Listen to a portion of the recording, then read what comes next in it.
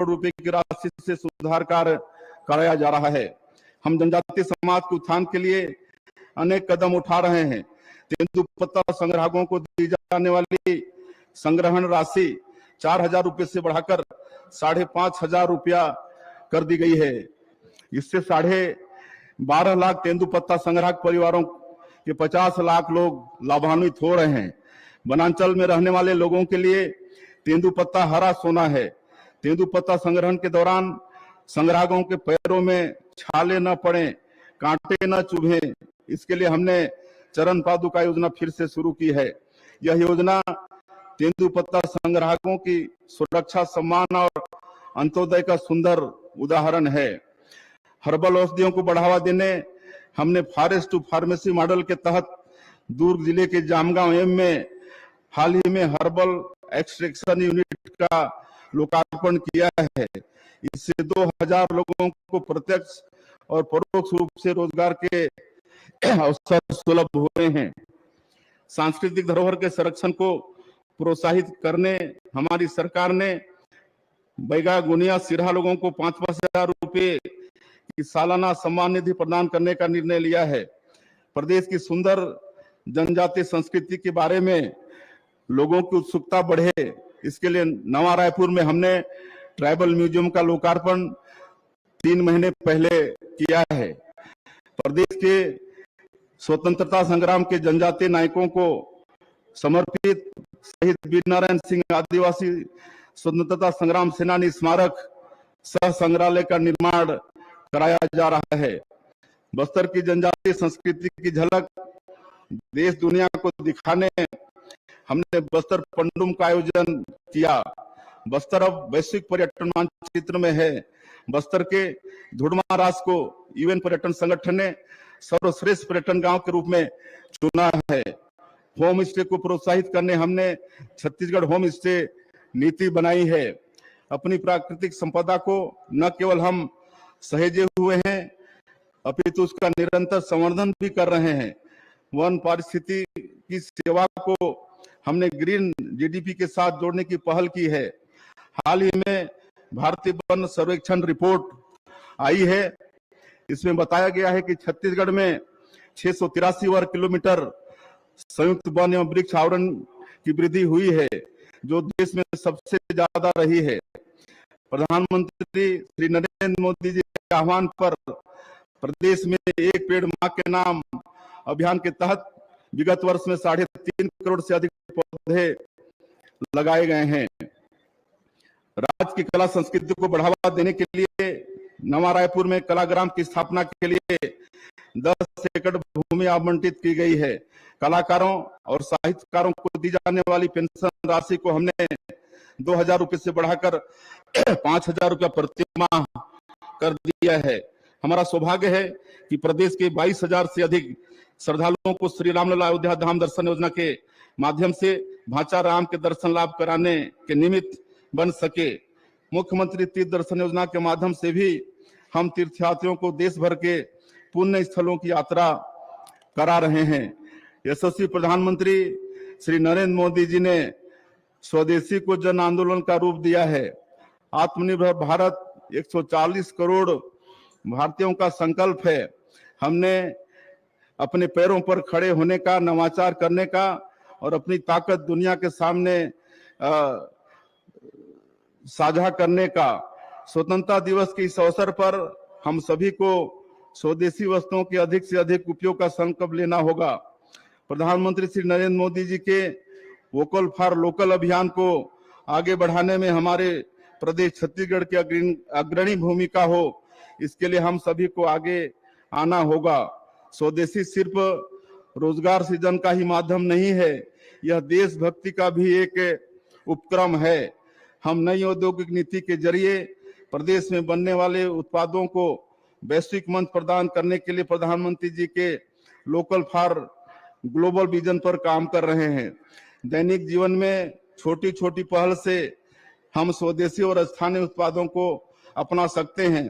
इससे स्थानीय कारीगरों, बुनकरों, शिल्पकारों के साथ ही बड़ी संख्या में ऐसे लोगों को रोजगार मिलता है जो हमारी अर्थव्यवस्था के स्तंभ हैं। स्वदेशी वस्तुओं का उत्पादन तथा उपयोग बढ़ने का सीधा परिणाम देश और प्रदेश की आर्थिक समृद्धि के रूप में सामने आता है। इससे हमारी आयात निर्भरता कम होती है। उदाहरण के लिए स्वदेशी के सबसे बड़े प्रतीक खादी का उपयोग बढ़ाकर हम स्थानीय बुनकरों के जीवन में बड़ा बदलाव ला सकते हैं। इससे हमें टेक्सटाइल क्षेत्र में अपनी वैश्विक पहचान बनाने में मदद मिलेगी। एमएसएमई को प्रोत्साहित कर हम मेक इन इंडिया अभियान में अपनी भागीदारी बढ़ा रहे हैं। सूक्ष्म लघु और मध्यम उद्योगों को अपने उत्पादों की गुणवत्ता पर विशेष जोर देना होगा। एमएसएमई के लिए प्रधानमंत्री जी द्वारा दिया गया जीरो डिफेक्ट जीरो इफेक्ट का मंत्र अत्यंत कारगर है। हमारे गांव, नगर और जिले स्तर पर तैयार होने वाली वस्तुएं गुणवत्ता के मामले में किसी से कम नहीं है।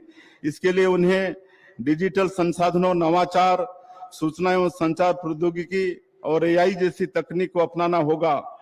अब जय जवान, जय किसान, जय विज्ञान के साथ जय अनुसंधान के ध्येय वाक्य के साथ हम आगे बढ़ेंगे। मेक इन इंडिया अभियान के जरिए रक्षा क्षेत्र में आत्मनिर्भरता हासिल करते हुए प्रधानमंत्री श्री नरेंद्र मोदी जी के नेतृत्व में भारत सैन्य उपकरणों का निर्यातक के रूप में उभर रहा है। आज जलवायु संकट का सीधा असर हमारे जीवन पर पड़ रहा है। कृषि क्षेत्र इससे अछूता नहीं है। ऐसे समय में रसायन मुक्त प्राकृतिक खेती किसानों की आमदनी बढ़ाने के साथ हमारे स्वास्थ्य के लिए भी लाभकारी साबित होगी। श्री अन्न, दलहन, तिलहन और मोटे अनाज के उत्पादन को बढ़ावा देकर छत्तीसगढ़ के हमारे किसान भाई कृषि लागत को कम कर सकते हैं। इससे रासायनिक खाद एवं कीटनाशकों पर हमारी निर्भरता भी कम होगी। स्वतंत्रता दिवस का यह प्रेरक अवसर हमें राष्ट्र के प्रति अपने कर्तव्यों की प्रेरणा देता है। आत्मनिर्भर भारत बनाने के लिए मैं प्रदेशवासियों से आह्वान करता हूं कि यह संकल्प राष्ट्र हित में अवश्य लें। हर नागरिक स्वदेशी वस्तु खरीदना देशभक्ति का कार्य माने। हर व्यवसाय गुणवत्ता और स्थिरता को अनिवार्य माने। हर नवाचारी सबसे पहले भारत के बारे में सोचे। हर किसान पर्यावरण अनुकूल समावेशी कृषि को अपनाए। हर क्षेत्र निर्भरता से आत्मनिर्भरता की ओर बढ़े। प्रधानमंत्री जी ने वर्ष 2047 तक विकसित भारत के निर्माण का लक्ष्य रखा है। इसी दिशा में हमने छत्तीसगढ़ अंजोर विजन डॉक्यूमेंट के रूप में एक ऐसा रोड मैप तैयार किया है जिसके माध्यम से हम विकसित छत्तीसगढ़ के लक्ष्य को साकार करेंगे। छत्तीसगढ़ देश का दूसरा राज्य है जिसने विजन डॉक्यूमेंट तैयार किया है। इसमें हमने निकटवर्ती, मध्यवर्ती और दीर्घकालीन लक्ष्य रखे हैं। इन्हें प्राप्त करने हमने सामाजिक आर्थिक विकास के 13 थीम चुने हैं और इनके क्रियान्वयन के लिए 10 मिशन तैयार किए हैं। रायपुर में शीघ्र ही पुलिस आयुक्त प्रणाली लागू की जाएगी जिससे पुलिस व्यवस्था और अधिक मजबूत होगी।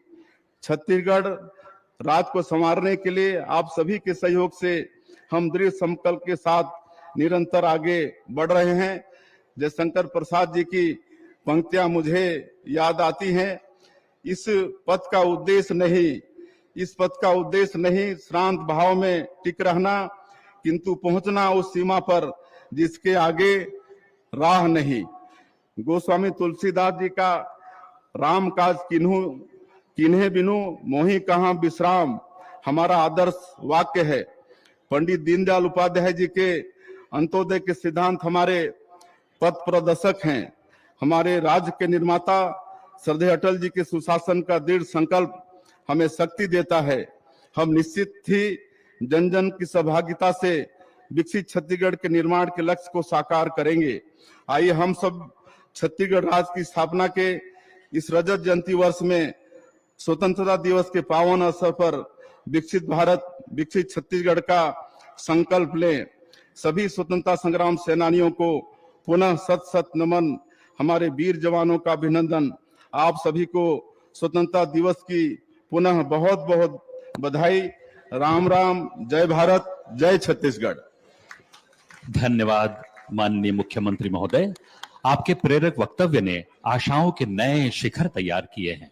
और अब पदक अलंकरण एवं पुरस्कार वितरण समारोह के संचालन के लिए श्री अरविंद कुजूर, उप पुलिस महानिरीक्षक छत्तीसगढ़ सशस्त्र बल को आमंत्रित करते हैं। श्री अरविंद कुजूर, उप पुलिस महानिरीक्षक छत्तीसगढ़ सशस्त्र बल।